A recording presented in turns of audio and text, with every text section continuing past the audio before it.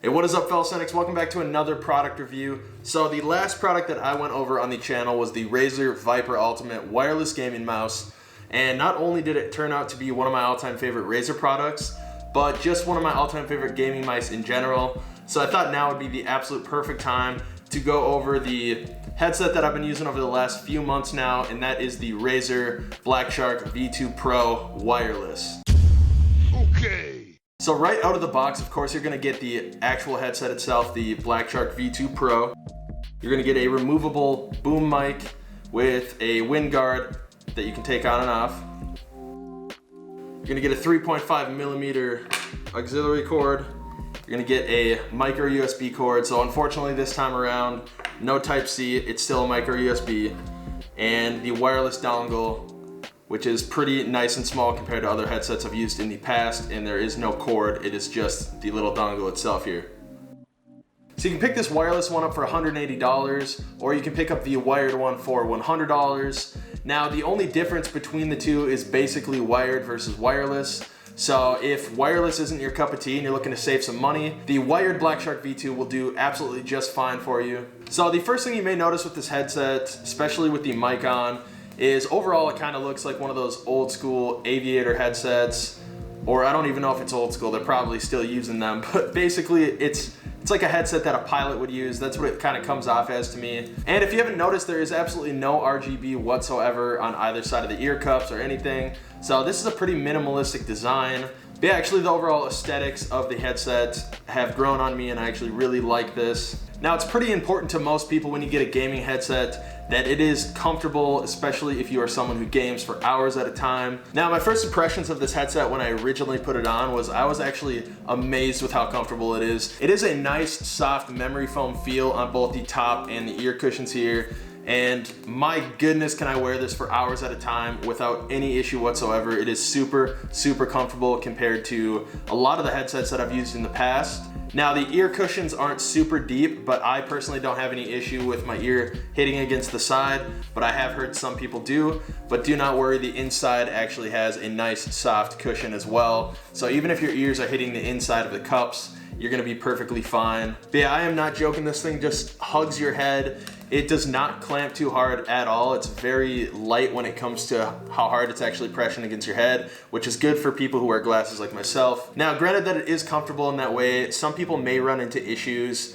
I have a pretty large head, so it fits really nicely for me. If I shake my head, it moves a little bit, but not a lot. But if you do have a pretty small head, I could see it becoming an issue with shifting around and moving around on you. So that is something to consider before purchasing this headset for yourself. Now this headset does have like kind of a wired system for sliding up and down here, which made me a little skeptical at first, and I wouldn't say that it's exactly perfect. Now, the headset feels solid enough still, and I think that the durability overall is still pretty decent. But just at the plastic part here, where the actual wire slides in and out on each side, does make me a little concerned. I could see that breaking on somebody if you're not super careful, but at the same time, I do feel like you'd have to be pretty brutal with your headset for something like that to happen. And then my other concern with it is there is just a wire right here that's connecting from the headband to the actual ear cups. And when it's fully stretched out like that, it is kind of tugging on that cord. Now, once again, I think you'd have to be pretty rough with it, but overall, I could see something happening to some people. Now, this headset is gonna weigh in at about 320 grams, which is pretty light for a wireless headset. And I'm telling you, after about 10 minutes of wearing this thing, I forget that I even have it on. It is freaking comfortable. I've worn it for hours and hours at a time, and I've had no issues whatsoever with it clamping, pushing in my glasses, giving me a headache, nothing. It is a 10 out of 10 comfortability for me. And then the overall build of it, you know, there's definitely room for concern for sure, but overall I'd give it like an 8 out of 10 in build quality. It does feel pretty sturdy for what you got, and it is pretty flexible as far as that goes. All right, let's talk about the actual buttons and ports on this headset. So you get the mic port, of course, and then you have a 3.5 millimeter auxiliary port and the micro USB cord that I was talking about earlier. So once again, like I said, unfortunately they have not switched over to Type-C, which I've noticed in a lot of Razer products, which is kind of surprising for the new ones to not have it, but it is what it is. I'm sure the next one will. and then you get the mute on and mute off indicator, and then of course just the power on and power off button as well. And then my favorite feature on the headset is just this twist dial for the volume up and down button. I honestly think it is super convenient, and in the past I've had headsets where it splits like the chat volume and the actual in-game volume, and it starts to become hard to kind of fine-tune it all. So I do like this dial. I think it's convenient and it works really well. Although it does stick out of the headset quite a bit, which is kind of goofy looking to me, but it's easy to grab, so not a big deal. And then Razer does claim that you get up to 24 hours of battery life on this thing. Now, that is going to vary depending on how loud you're listening to it and various things like that. So I've never personally gotten a full 24 hours out of it, but it does last quite a bit of time. And I'm also one of those people that just plugs my headset in every like 2 or 3 days, so it's not a huge problem for me. And then the wireless dongle that you are getting out of the box, this is going to work for PC, PlayStation 4 and 5, and the Nintendo Switch. So sorry Xbox users, you cannot use this headset wirelessly, but you can plug in the 3.5mm auxiliary cord right from the headset to your controller and it will work perfectly fine. Alright, so let's talk about the actual sound of this headset. The BlackShark is using the Razer Triforce titanium 50mm drivers and has a frequency range of 12 to 28,000. And to break it down a little bit, essentially the drivers have 3 separate chambers to basically separate the noises, being your bass, your mids, and your highs. But Razer pretty much explains it as being a 3-in-1 driver system, so each sound has different frequencies. So it does create a super nice sound and very detailed sound. So I was able to test these out on my PlayStation 5, my PC, and my Nintendo Switch, and I am thoroughly impressed by all of them. They all sound absolutely fantastic. Doesn't matter what game you're playing. These things just have really fantastic sound. So overall the bass was really crisp, and it didn't matter if I was playing games or listening to music. The headset did a really great job at not having the bass overpower everything. It didn't create like a nasty muddy noise that you get with some headsets. It was just a nice clean sound, and that's a huge plus for somebody that loves having bass in whatever they're listening to, but also doesn't like that kind of nasty distortion noise that you get from it sometimes. The highs on the BlackShark are also extremely crisp. All those little tiny noises that really bring games to life really stand out in this headset, and that's where I personally think that it kind of exceeds in sound the most.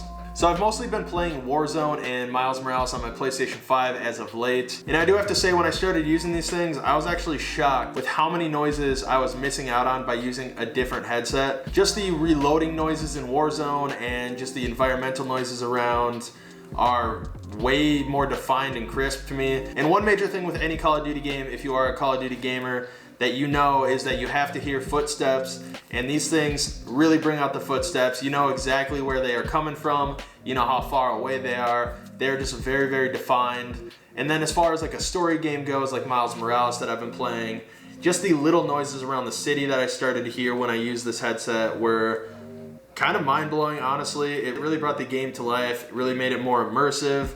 So I just love seeing that these things can really bring out those tiny noises that a lot of headsets or just a TV speaker is not going to bring out whatsoever. And then the mids of the headset are actually really balanced, and I think that they accent the highs and the lows really well on this headset, and they kind of just do their thing, and they do it well. So this is what the microphone is going to sound like straight out of the box without any sort of software enhancements or anything like that. But as any Razer product goes, you can always open up Razer Synapse and click the headset, and it is going to come up with a ton of different adjustments that you can do, which is pretty common for Razer. And for anyone that has used Razer products in the past, you already know the software is pretty awesome. So right under the first sound tab here, you can adjust the volume of the actual headset, which I leave mine at default, which was set to 40. Then you can pop open the mixer here, turn on and off the THX spatial audio. If you have a certain game you want it to be tuned to, they have some presets in here, so you can always do that as well. You can switch it from game mode over here to movie, music, custom, whatever you want to do with that. You're going to change the different directions that the sounds are coming from, which I don't really usually ever mess with that. I like how it is. And then you can go over to enhancements here. You can change the bass from low to high. I like keeping mine at the defaults as well. Then you can mess around with the audio equalizer. So right out of the box, it's going to be set to default, so just flat all the way across the board, but you can adjust it how you want. And then another cool feature is you can go right over to mic here and change your mic volume. You can add a voice gate and adjust that if you have some loud noises in the background. You can flip on voice normalization, voice clarity, ambient noise reduction. And once again, for the mic, you can mess around with the equalizer. So you can mic boost, broadcast sound, conference. So yeah, that is the mic test. I think overall it sounds very good for a gaming headset, and I have absolutely no complaints whatsoever with this microphone. So what do I actually think of the BlackShark V2 Pro wireless? Well, I'd say between the build quality and the actual sound of the headset, that is an easy 10 out of 10 for me. It feels and sounds amazing, and just in those aspects, I'd say this is one of my all-time favorite gaming headsets that I've ever used. The overall build of the headset at first glance may look a little chintzy to you, but once you actually get using it, it doesn't really feel brittle or anything like that. I don't think it's anything you have to worry about, but there were just a couple concerns that I had with the actual part that slides in and out and the wire here. Those are my two main concerns. And I do truly think you'd have to be extra rough on this headset for anything really to happen to it. But overall build, I'd give probably like a 7.5 or an 8 out of 10. And then there's the microphone. I don't really have any complaints on that. It's probably one of the better ones I've used, but that would make a lot of sense since it is also much larger than a lot of them that I've used as well. So is the BlackShark V2 Pro wireless worth that $180 price range?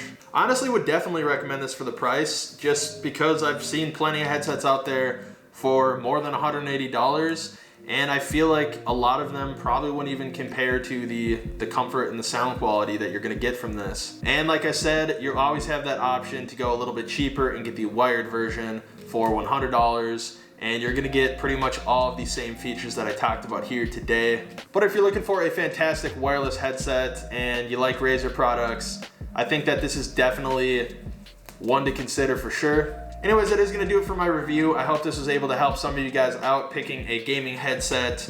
And as always, go check out our social media, which we link down below in the description, because it is the best way for us to kind of have some fun with you guys and get updates on future news on the channel. Also, if you did have any questions, concerns, anything like that, or you just want to voice your opinion on this headset, if you've tried it out already, drop it down in the description down below. Give the video a thumbs up, and always remember, if you want to see future content on tech, games, movies, literally anything nerdy in between, make sure to subscribe to Digital Cynics. Peace.